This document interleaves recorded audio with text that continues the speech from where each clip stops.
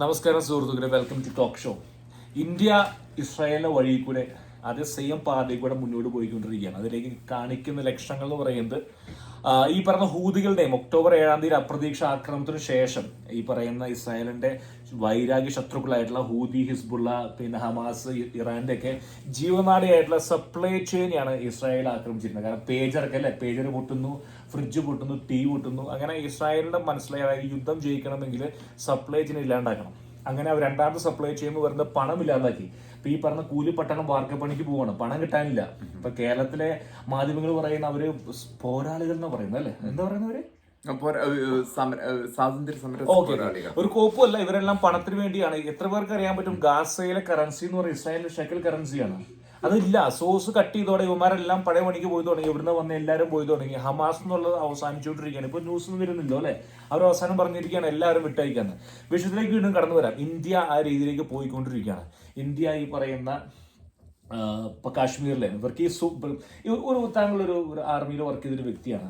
ഇപ്പൊ ഇവരിപ്പോ ഈ border cross ചെയ്ത് AK-47 എത്ര റൗണ്ട് ആയിട്ടായിരിക്കും ഇവർ വരാൻ സാധ്യത, എത്ര കൊണ്ടുവരാൻ പറ്റും? ഇത് ഞാൻ ചോദിക്കാൻ കാരണം എന്ന് പറയുന്നത് ഇവർക്ക് ലോക്കൽ സോഴ്സ് കിട്ടണ്ടേ എക്സ്ട്രാ റൗണ്ടുകളൊക്കെ? അല്ല പറഞ്ഞോ. അല്ല, ഇപ്പൊ വന്നിരിക്കുന്ന വിവരം അനുസരിച്ച് 2 ആൾക്കാർ കാശ്മീരിലെ ലോക്കൽസ് ആണ്. പിന്നെ ഉള്ളവരാണ് അവിടെ നിന്ന് അതിർത്തി കടന്ന് വന്നവര്. അതെ. അപ്പൊ താങ്കൾ ചോദിച്ചതിന്റെ പേരിൽ എത്ര കൊണ്ട് ഇവർക്ക് ഇപ്പൊ ഒരാള് ബോർഡർ കടന്നവർ എങ്ങനെയോ BSF കണ്ണ് വെട്ടിച്ച് കടന്നു എന്ന് വിചാരിക്കുക. എത്ര റൗണ്ട് ആയുധങ്ങളൊക്കെ AK-47 കൈപിടിച്ചു?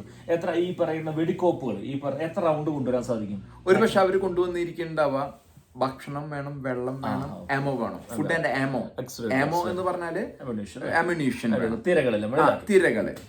തിരകൾ ഇഷ്ടം പോലെ കൊണ്ടുവരാം.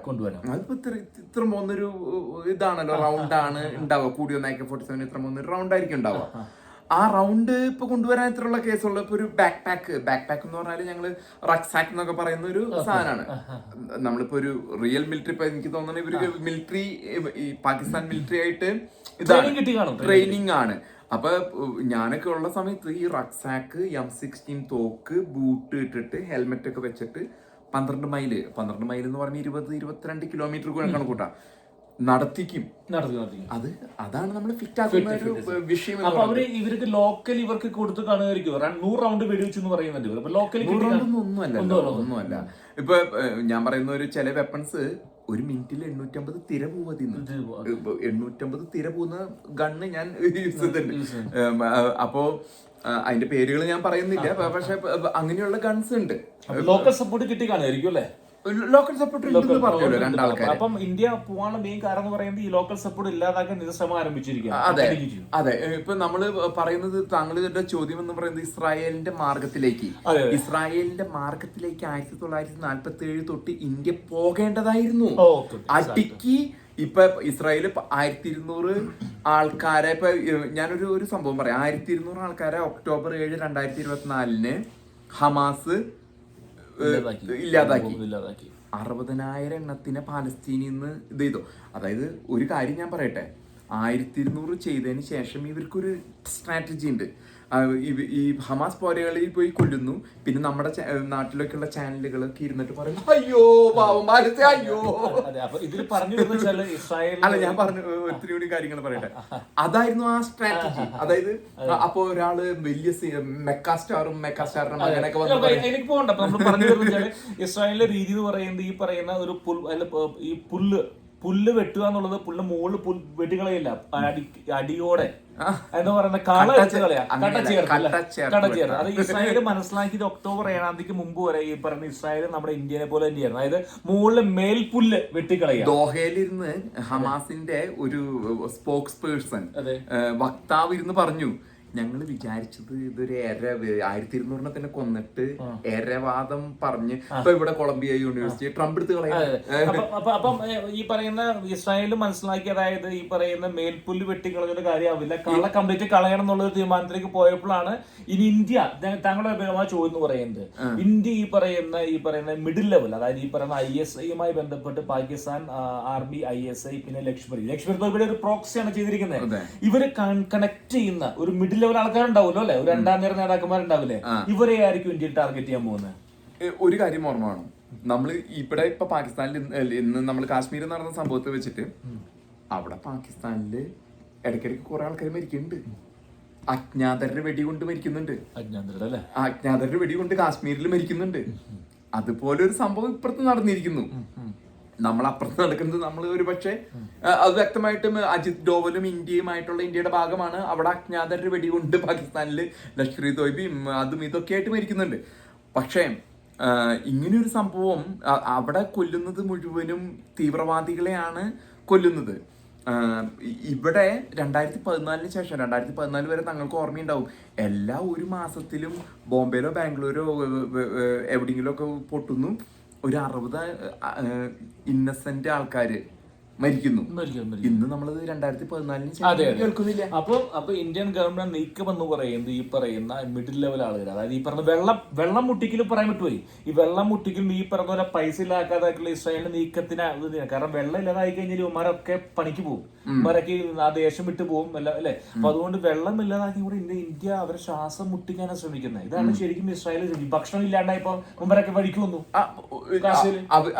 വ്യക്തമായിട്ടും ഇത്രയും തീവ്ര നിലപാടുള്ള പാലസ്തീനി ഹമാസ് തീവ്രവാദികള് എല്ലാവരും അവിടെ കൊണ്ടുവന്നു. ഇറാന്റെ പ്രോക്സികളായിരുന്നു ഹെസ്ബുള്ള, ഹമാസ്, ഹൂത്തികള്. ഇവരെല്ലാവരെയും വരിയിൽ കൊണ്ടുവന്നു നെതന്യാഹു. അല്ല, വരിയിൽ കൊണ്ടുവരിക മാത്രല്ല, വരി കൊണ്ട് നിർത്തിയിട്ട് അവിടെ പോകിട്ടു. അല്ല, അതോടൊപ്പം തന്നെ 250 ആൾക്കാരെ പിടിച്ചുകൊണ്ടുവന്ന് നല്ല വാക്കും പറഞ്ഞിട്ട് കുറെ ആൾക്കാരെ രക്ഷിച്ചു. ഇനിയൊരു 25 ആൾക്കാർ ജീവനോടെയും 10-20 ബോഡിയും വെച്ചിട്ടാണ് തീർന്നു.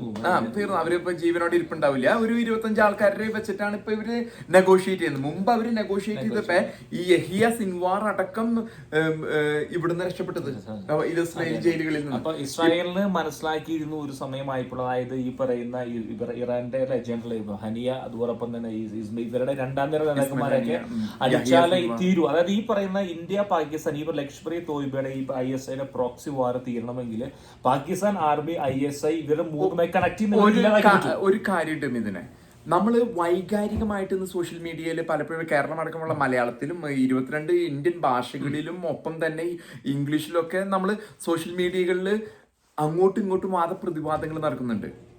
പക്ഷേ യാഥാർത്ഥ്യത്തിലേക്ക് അടുത്ത് വരുമ്പോൾ പുൽവാമ അതിന് മുമ്പുണ്ടായിരുന്ന ഒരു ആക്രമണം, അതുപോലെ തന്നെ അപ്പുറത്ത് നടക്കുന്ന അക്രമങ്ങളെ ഇന്ത്യ അതിന്റെ ഉത്തരവാദിത്തം ഏറ്റെടുക്കാത്ത. അപ്പൊ ബലൂചിസ്ഥാനിൽ കുറെ പ്രശ്നം നടക്കുന്നുണ്ട്.